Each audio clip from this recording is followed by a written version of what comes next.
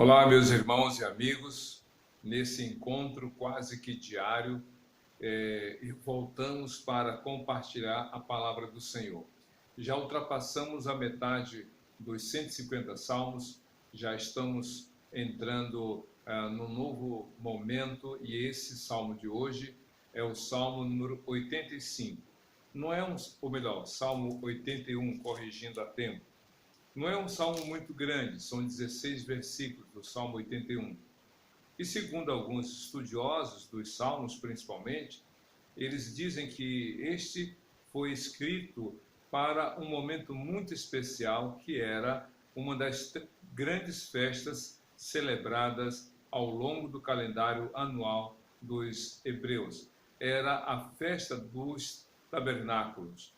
E nessa festa, então, esse salmo foi escrito pela família de Asaf e era usado nesses momentos. Mas o que há de interessante no sentido de lições para a sua, para a minha vida?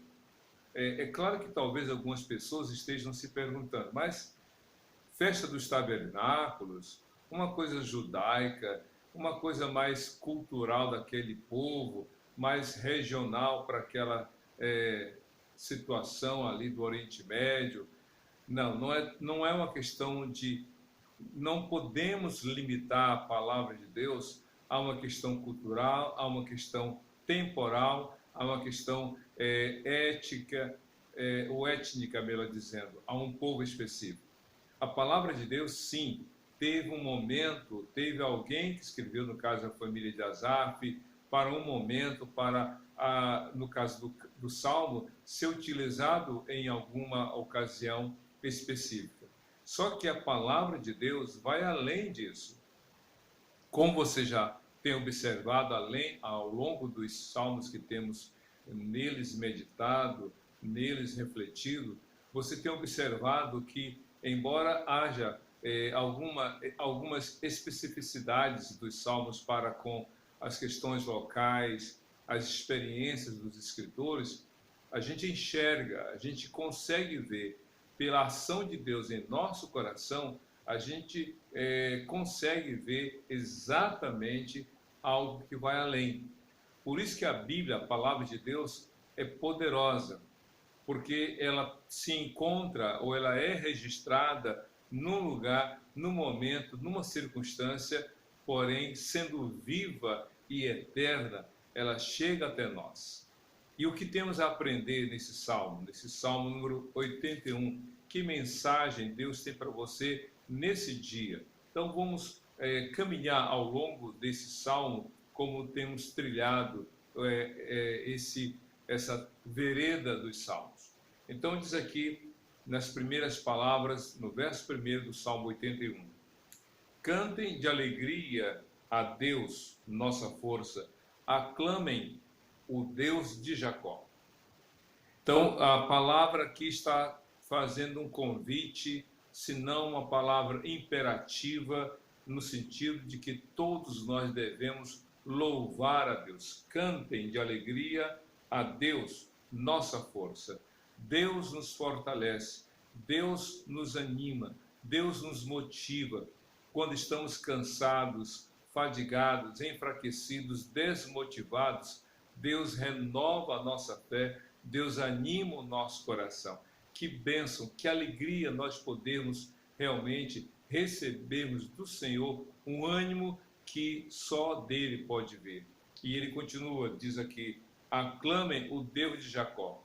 O Deus de Jacó é o nosso Deus, ele não é Deus apenas de Jacó ou apenas o Deus dos hebreus. Ele é o Deus soberano de toda a terra e ele quer ser o seu Deus, como ele é o meu Deus em Cristo Jesus. E o salmo continua: comecem o louvor, façam ressoar o tamborim, toquem a lira e a harpa melodiosa, falando dos instrumentos.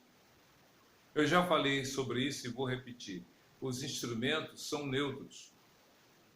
Ou seja, eles não têm escolha. São coisas inanimadas, não têm vida. O violão, o tamborim, aqui fala de alguns instrumentos. O tamborim, a lira, a harpa, são instrumentos. eles são neutros quanto ao seu uso.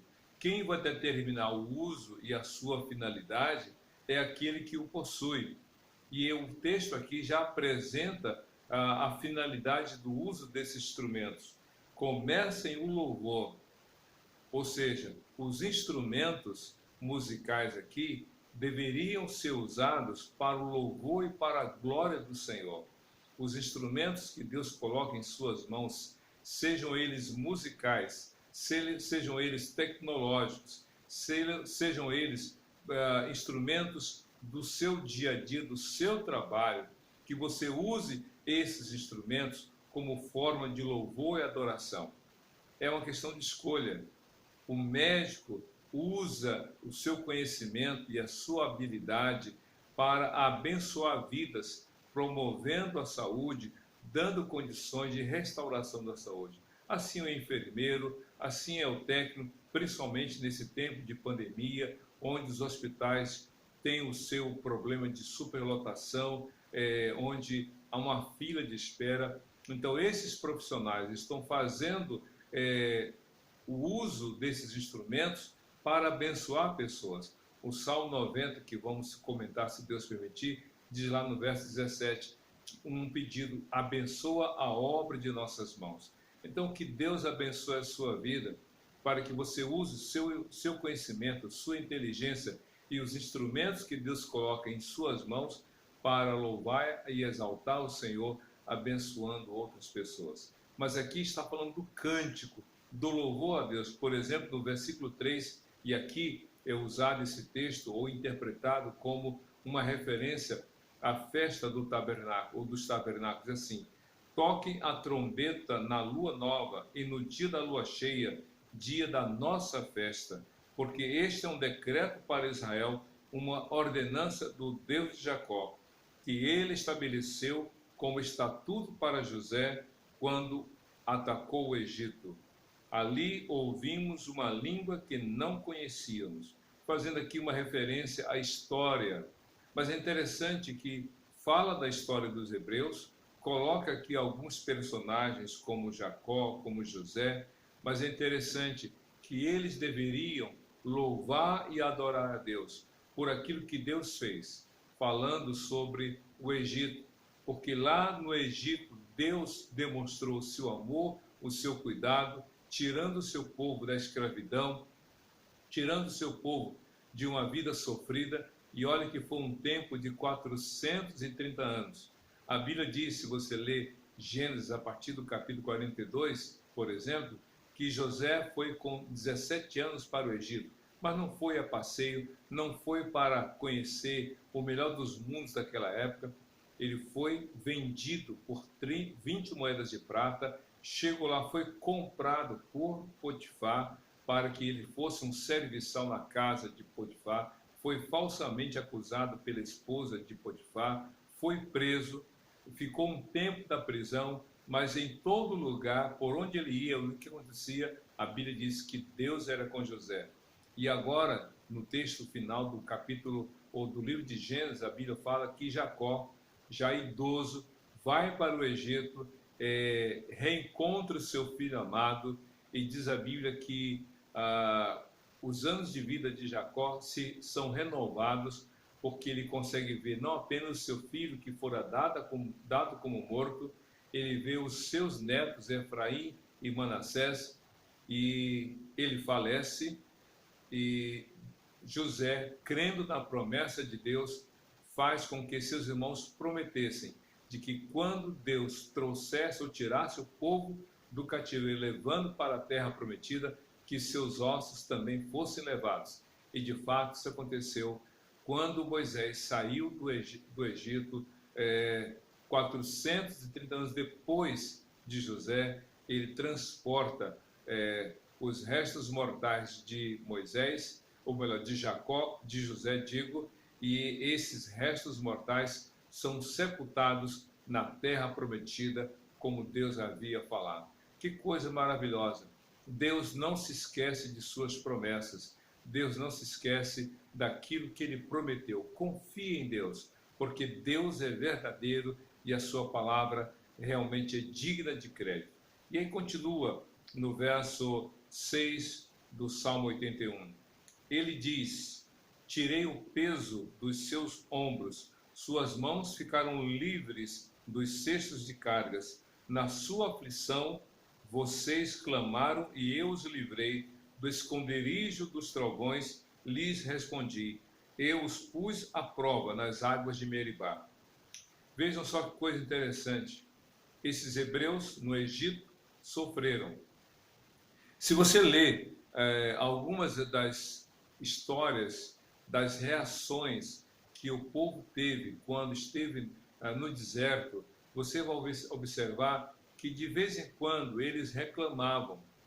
É interessante, Deus os tirou do Egito porque eles estavam sofrendo os horrores da escravidão. Eles eram escravos do Egito. Só que quando foram para o deserto, se queixavam da vida no deserto. Falta água, falta pão, falta isso, aquilo, outro. E diante de cada dificuldade que eles enfrentavam, sabe o que eles diziam? Ah, que saudade das cebolas, dos temperos, que saudade das casas onde morávamos. Ou seja, eles demonstravam ingratidão a Deus diante daquilo que eles estavam passando no deserto. Eles não perceberam que era melhor enfrentar o deserto com Deus, de que ter uma vida de luxo, entre aspas, no Egito, mas escravos. O diabo faz isso. O diabo coloca uma mesa para você, mas quer tornar você um dependente químico. O diabo coloca ofertas para você, mas quer escravizar a sua vida, tirar a sua liberdade. O mundo oferece um banquete, mas para aprisionar você. Por isso que, se você está com dificuldade, enfrentando problemas, mas se você entregou a sua vida a Jesus, então você é livre para adorar o Senhor, e o Senhor mesmo vai cuidar de você. Infelizmente, os hebreus colocaram Deus à prova. Aqui ele fala de Meribá. Meribá foi um lugar, um episódio marcante, onde os hebreus se queixaram, reclamaram e demonstravam insatisfação com Deus, colocando Deus à prova. Por isso é que Deus não se agradou daquele povo, porque além deles demonstrar ingratidão pela liberdade alcançada, resistiam a obedecer ao Senhor. Que coisa estranha. Quantas pessoas hoje estão realmente em dificuldades, mas não reconhecem que têm vida, que têm recebido de Deus a bênção e o cuidado diante das dificuldades que enfrentaram. Aqui diz no verso 8 do Salmo 81, ouça, meu povo, as minhas advertências, se tão somente você me escutasse, ó Israel. Israel, a nação que não deu ouvidos à voz de Deus.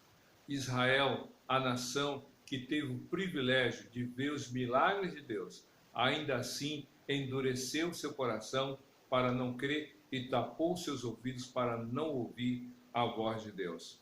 Assim acontece com muitos filhos. Os pais falam, filho, não vá por esse caminho, filho, ande assim, e os filhos ouvem, mas não atendem. Ouvem, mas não obedecem. Ouvem, mas não se submetem, não escutam. E aí, quando o pai parte, quando a mãe é levada para a glória de Deus, eles choram, eles reclamam. Diz, mãe, fala comigo. Mãe, eu quero te ouvir. Quando os pais falavam, não escutavam. E agora, quando precisam ouvir, os pais já não podem mais falar, porque não mais estão aqui. Isso é muito forte, mas é importante que você entenda de que você precisa aproveitar e dar ouvidos ao Senhor enquanto Ele está falando. Saul, tantas vezes Deus falou ao coração dele e ele resistiu. Quando Deus realmente se afastou porque o coração de Saul se endureceu, a Bíblia diz que Saul quis ouvir a voz de Deus, mas Deus não mais lhe falou. Que coisa triste. Pois bem, aqui diz no verso 10 do Salmo, o verso 9 do Salmo 81, não tenha Deus estrangeiro no seu meio, não se incline perante nenhum Deus estranho. Quando Israel estava no Egito, e no Egito havia várias imagens, vários ídolos que os egípcios adoravam, e se você estudar as 10 pragas, cada uma das pragas era uma forma de Deus atacar as falsas divindades adoradas pelos egípcios, como o rio Nilo, como alguns animais como o rã. Então, esses egípcios adoravam essas imagens. E quando os hebreus foram para a terra prometida, as 7 nações que ali existiam também adoravam essas imagens. No Egito, eles aprenderam a não se curvar diante daquelas imagens. Porém, na terra dos cananeus, eles se deixaram influenciar e o coração de cada um deles se afastou do Senhor e eles estavam totalmente dependentes e praticando a idolatria. Se curvar diante de uma imagem é idolatria. E Deus não se agrada disso. Por isso que Deus falou, não tenha Deus estrangeiro no seu meio. No verso 10, Deus completa, eu sou o Senhor, o seu Deus, que o tirei da terra do Egito. Abra sua boca e eu o alimentarei. Eu sou o Senhor que fiz isso. Deus trouxe à memória dos hebreus os seus grandes feitos, para que eles se voltassem para Deus, para que eles crescem no Senhor e não tivessem um coração dividido. Ao mesmo tempo que iam ao templo adorar a Deus, eles também iam a outros lugares adorar os falsos deuses, as imagens de pau e pedra e metal. Deus não quer que você tenha um coração dividido. Deus quer que você tenha um coração exclusivamente voltado para Ele.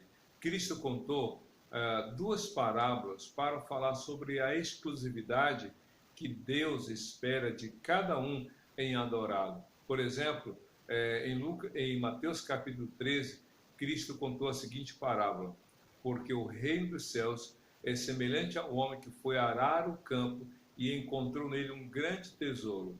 Então ele foi, vendeu tudo quanto tinha e comprou aquele terreno para ficar com o tesouro que ali havia.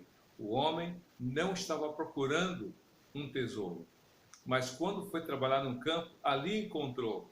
E ao saber que naquele terreno havia um tesouro, ele vendeu tudo para ter aquele terreno, porque ali estava o tesouro. Jesus é exclusivo. Você tem que abrir mão de tudo para estar com o Senhor. E a segunda parábola é a seguinte: o reino dos céus é semelhante ao negociador ou ao negociante de pérolas, que vai e encontra uma pérola de grande valor. E então ele vende tudo para comprar aquela pérola de grande valor. Ele, diferentemente do homem que por acidente encontrou um tesouro no campo que trabalhava, o negociante buscava a pérola e a encontrou. E ao encontrá-la, ele vendeu tudo para tê-la de forma exclusiva. Um não procurou, mas ao encontrar, achou. O outro buscava, e quando a encontrou, abriu mão de tudo para ter a pérola. Isso quer dizer que há pessoas que não estão preocupadas com o reino de Deus, há pessoas que não estão preocupadas com a salvação, com o perdão dos seus pecados, mas quando ouvem a palavra de Deus, são impactadas, então elas entendem que precisam abrir mão de tudo para ter só Jesus no seu coração.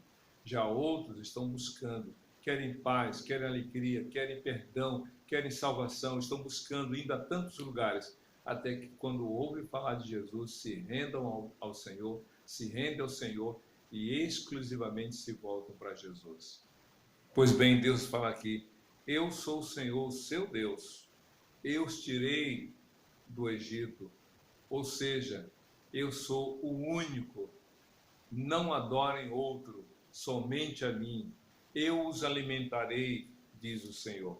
E no verso 11 diz aqui, do Salmo 81, mas o meu povo não quis ouvir-me, Israel não quis obedecer-me, por isso eu os entreguei ao seu coração obstinado para seguir os seus próprios planos.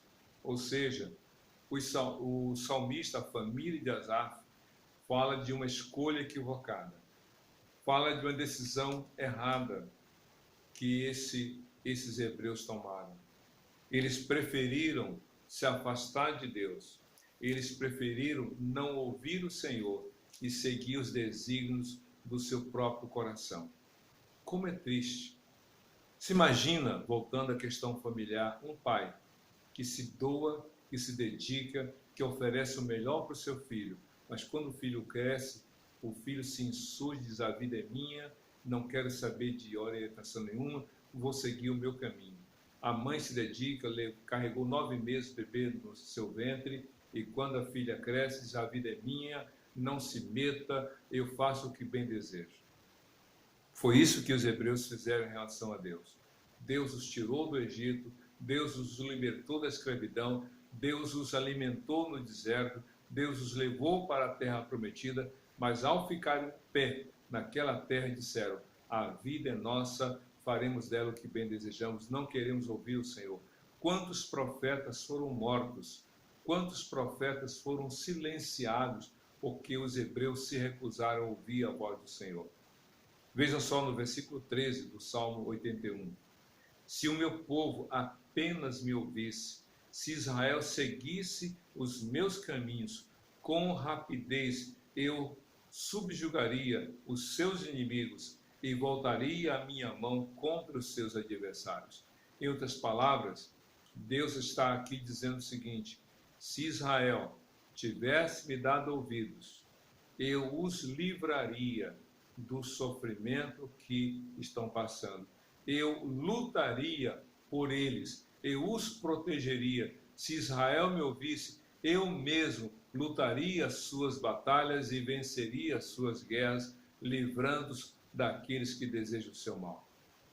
Quantas pessoas não deram ouvidos à voz de Deus e, por causa dessa rebeldia, desse coração endurecido, sofreram as suas consequências e ainda assim, com o coração obstinado, não se rende ao Senhor. Deus quer abençoar a sua vida, conquanto que você humildemente se quebrante e busque o Senhor. No verso 15, que é o penúltimo versículo do Salmo 81, a Bíblia diz: os que odeiam o Senhor se renderiam diante dele e receberiam um castigo perpétuo. Deus está dizendo aqui, através desse texto, como ele age com respeito àqueles que se levantam contra ele. Deus não quer o mal de ninguém. Deus não quer que ninguém, de modo obstinado, como no Salmo 32, como aquele animal irracional que teima em ir para o caminho errado, que teima em não obedecer.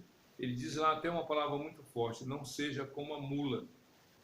A mula ou outro animal irracional, como o cavalo, como o jumento, que para ser conduzido tem que ter freio na boca e para se mover tem que ter muitas vezes o chicote ou a chibata para que possa se deslocar.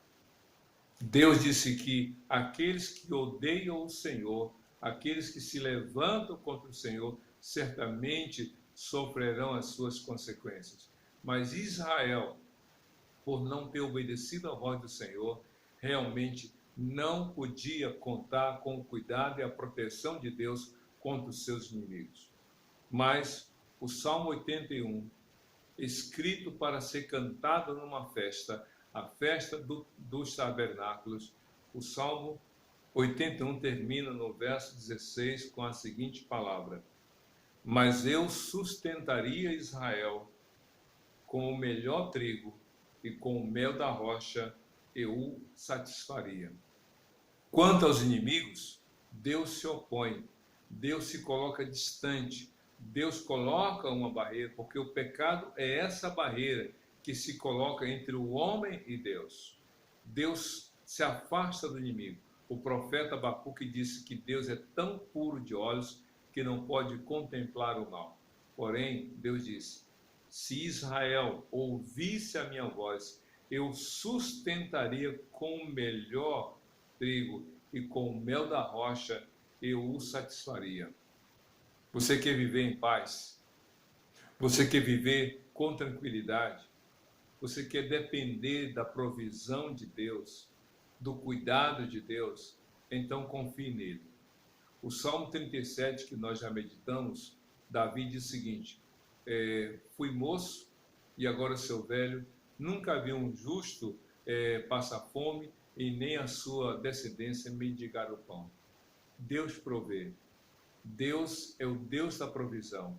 Como disse lá Abraão, quando subiu lá no Monte Mor, ou Monte Moriá, e quando Deus proveu um substituto para o seu filho Isaque, colocando um cordeiro para ser imolado, para ser sacrificado no lugar do seu filho, Abraão disse: Jeová Jiré, no monte do Senhor se proverá. Jeová Jiré. Deus é o nosso Deus provedor. Conquanto que você confie nele, você vai ter o cuidado do Senhor. Jesus Cristo é aquele que veio nos dar plena paz interior e veio a ser o pão da vida, a água da vida, que satisfaz a nossa sede do Senhor. Se você ler Filipenses capítulo 4, do verso 11 ao verso 19, o escritor, o apóstolo Paulo, fala da provisão de Deus, a ponto dele de falar: eu já aprendi a viver com muito e a viver com pouco. Já estive plenamente satisfeito e já passei fome. E ele completa no versículo 13: posso todas as coisas naquele que me fortalece. A frase é muito interessante porque ela tem um jogo de palavras que nos confunde às vezes. Posso todas as coisas. Quando a pessoa diz posso todas as coisas, ela está falando de autossuficiência, de poder, de capacidade. Só que ele completa: naquele que me fortalece. Ou seja, em Cristo Jesus sou autossuficiente. Em Cristo Jesus sou devidamente capacitado a lidar com todas as situações. E no verso 19 de Filipenses capítulo 4, o apóstolo Paulo diz: porque o meu Deus suprirá todas as suas necessidades em Cristo Jesus. O Salmo 81, Deus falou no final: mas eu sustentaria Israel com o melhor trigo, e com o mel da rocha eu o satisfaria. Deus supre, Deus nos basta, Ele é suficiente para você, para mim, para todos os que nele confiam em Cristo Jesus. Que Deus te abençoe e que você conte com a provisão e o cuidado de Deus.